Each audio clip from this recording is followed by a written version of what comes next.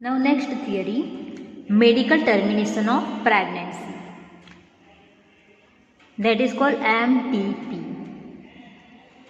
International or voluntary termination of pregnancy before full term is called medical termination of pregnancy, MTP, और includes abortion.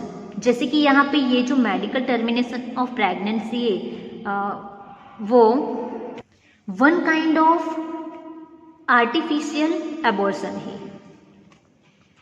Nearly 45 to 50 millions MTPs are performed in a year all over the world, which account to 1/5 of the total number of conceived pregnancy in a year. Whether to accept or legalize MTP or not is being debated upon in many countries due to emotional, ethical, religious and social issue involve in it. तो हर साल पूरे world में 45 to 50 millions MTPs होता है, means medical termination of pregnancy, artificial abortion होता है. And उसमें भी टोटल जो है वो कंसीव्ड प्रेगनेंसी 1/5 जितनी होती है. वैसे तो ये जो MTP है वो पॉपुलेशन को कंट्रोल करती है, लेकिन उसके साथ कुछ emotional, ethical and religious and social issue involve हुए हैं. Governments of India legalise MTP in 1971 with some strict conditions to avoid its misuse. तो यहाँ पे जो ये MTPs का मिसयूज होता है उसको स्टॉप करने के लिए इंडियन गवर्नमेंट ने 1971 में इसके रिलेटेड कुछ ऐसे स्ट्रिक्ट कंडीशन रखी है, कुछ रूल्स रखे हैं. Such restriction are all the more important to check indiscriminate and legal female feticides which are reported to be high in India. तो इस तरह इंडियन गवर्नमेंट थ्रू कुछ ऐसे rules and strict restriction related rules लाए गए हैं, वो more important है क्योंकि इंडिया में सबसे ज़्यादा फेटिसाइड्स, फीमेल फेटिसाइड्स प्रोसेस होती है जो इलीगल प्रोसेस है. एंड अभी भी इंडिया में ये जो फीमेल फेटिसाइड्स इलीगल प्रोसेस जो है वो अभी भी हाई रिपोर्टेड हो रहा है. तो आगे देखते हैं why MTP. Obviously the answer is to get rid of unwanted pregnancy either due to casual unprotected intercourse or failure of the contraceptive used during coitus or rape. MTPs are also essential in certain cases where continuation of the pregnancy could be harmful or even fatal either to the mother or to the fetus और both. ये जो MTP है उसका importance कहाँ पे है, तो कई बार अनवांटेड प्रेगनेंसी हो जाती है एंड कॉजियल अनप्रोटेक्टेड इंटरकॉर्स के ड्यूरिंग ये एज अ कॉन्ट्रासेप्टिव जो यूज़ करते हैं उसके ड्यूरिंग, या फिर रेप्स जब होते तब ये MTPs यूज़फुल होती है. लेकिन इसके कई डिसएडवांटेजेस भी है, जैसे कि कंटिन्यूसली ये MTPs होने से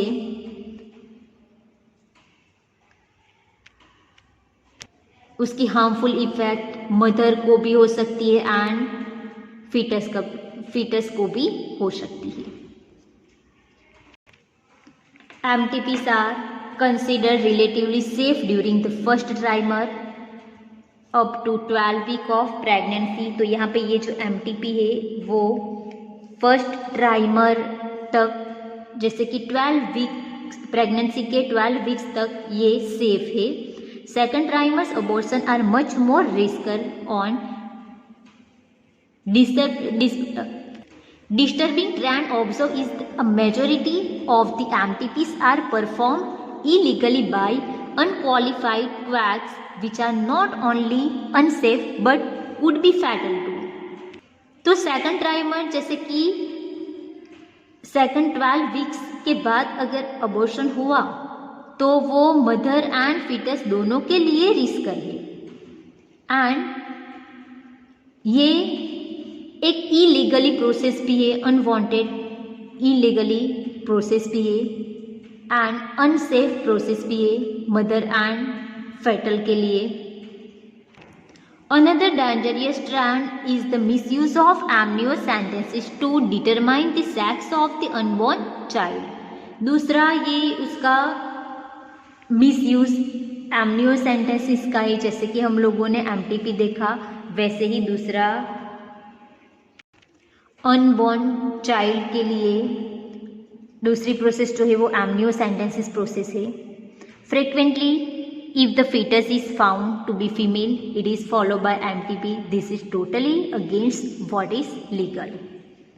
और ये टेस्ट करने से अगर फेटल जो फीमेल हुई तो MTP किया जाता है एंड ये टोटली लीगल के अगेंस्ट है।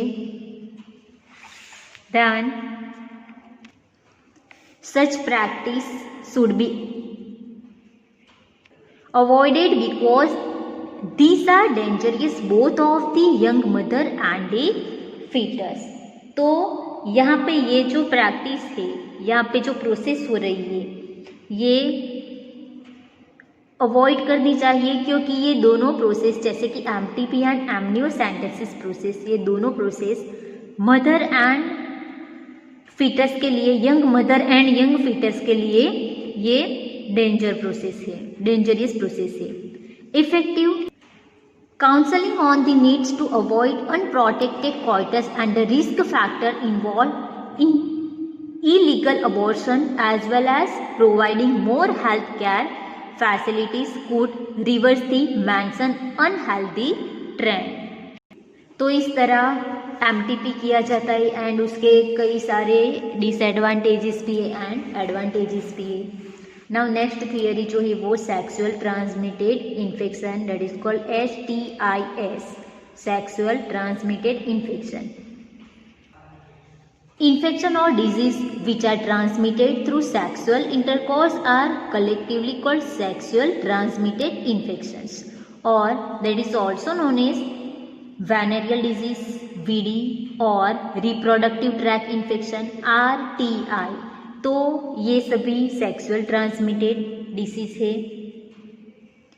And gonorrhoea, syphilis, genital herpes, chlamydiasis, genital wart, trichomoniasis, hepatitis B, and of course the most discussed infection in the recent year HIV leading to AIDS are some of the common STI। तो ये सभी disease में सबसे most जो dangerous disease है वो कौन सी है? तो HIV वायरस से स्प्रेड होने वाला एड्स डिसीज है एंड ये एड्स जो है वो कॉमन STIs थे। Among these, HIV infection is most dangerous and is discussed in detail in chapter 8। Chapter number 8 में हम लोगों ने इसके बारे में डिस्कशन किया था। Some of these infection like hepatitis B and HIV can also be transmitted by sharing of injection needle, surgical instrument etc। तो कुछ ऐसे डिसीज है जैसे कि हेपेटाइटिस बी एंड HIV, ये ट्रांसमिटेड किससे होगी? तो इंजेक्शन नीडल शेयरिंग करने से। जैसे कि कोई एक ऐसा पर्सन है जो हेपेटाइटिस बी या फिर HIV से इन्फेक्टेड है, उसके लिए यूज़ करने वाले नीडल्स को दूसरे हेल्दी पर्सन को फिर से यूज़ किया जाता है हेल्दी पर्सन थ्रू, तब उसको भी ये स्प्रेड होगी। तो ऐसे कुछ surgical instrument and injection needles through ये स्प्रेड होगी।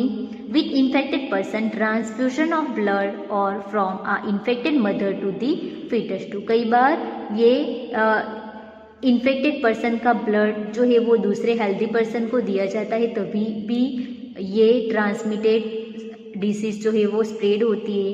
एंड कई बार अगर मदर जो है वो HIV या फिर हेपेटाइटिस बी से अफेक्टेड है तो उसके फीटस भी उससे अफेक्टेड हो सकता है। Except for hepatitis B, genital herpes and HIV infection, other diseases are completely curable if detected early and treated properly. यहाँ पे कुछ ऐसे डिजीज है except hepatitis B, genital herpes and HIV, means ये डिजीज़ के अलावा दूसरी भी ऐसी डिजीज़ है जो अगर वो डिजीज़ डिटेक्ट हो गई, जल्द से डिटेक्ट हो गई एंड उसकी ट्रीटमेंट स्टार्ट हो गई तो वो अगर उसको प्रॉपरली ट्रीट किया गया तो वो क्योरेबल है. Early symptoms of most of these are minor and include itching, fluid discharge, slight pain, swelling etcetera.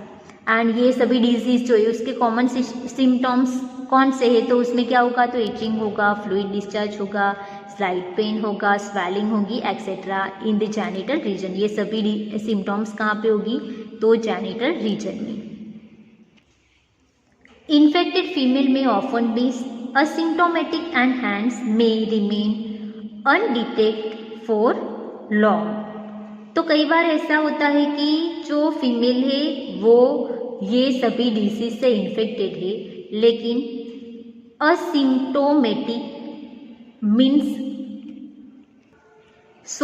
Society से डर लगता है उसको, इसलिए वो लोग बताते नहीं है. एंड लॉन्ग टाइम के बाद पता चलता है.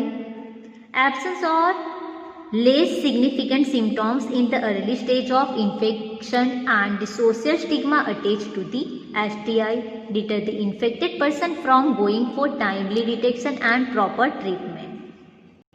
अगर टाइम पे ये सभी सिम्टम्स के बारे में नहीं बताया गया तो ये आगे जाके डेंजरियस जो है वो प्रूव होगा, इसलिए उसका क्योर करना फिर मुश्किल हो जाएगा.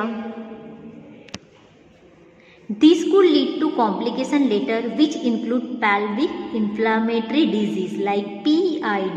अगर ये टाइम पे ट्रीट नहीं किया तो pelvic inflammatory disease भी हो सकती है एंड अबॉर्शन भी हो सकता है, स्टिल बर्थ भी हो सकता है. लाइक जब बेबी बॉर्न होता है तभी उसकी डेथ हो जाती है. एक्टोपिक प्रेगनेंसी भी हो सकती है. एक्टोपिक प्रेगनेंसी में क्या होगा, तो ये फर्टिलाइजेशन एंड एग इम्प्लांटेशन जो है वो आउटसाइड की यूटेरस होगा, मीन्स फैलोपियन ट्यूब में भी इम्प्लांटेशन हो सकता है. देन इनफर्टिलिटी और even cancer of the reproductive tract, तो ये सभी डिजीज हो सकती है. STIs are a major threat to a healthy society. Therefore, prevention or early detection and cure of this disease are given prime consideration under the reproductive health care program. अगर इसका guidance हम लोग reproductive health care programme through भी ले सकते हैं. Though all person are vulnerable to this infection, their incidents are reported to be very high among person in the age group of 15 to 24 years, the age group to which you also belong. तो ये disease सबसे ज़्यादा कौन सी year में हो सकती है, तो 15 to 24 ईयर्स में हो सकती है. This is no reason to panic because prevention is possible. और ये उसका रीज़न पैनिक होने का नहीं है क्योंकि उसका प्रिवेंशन पॉसिबल है.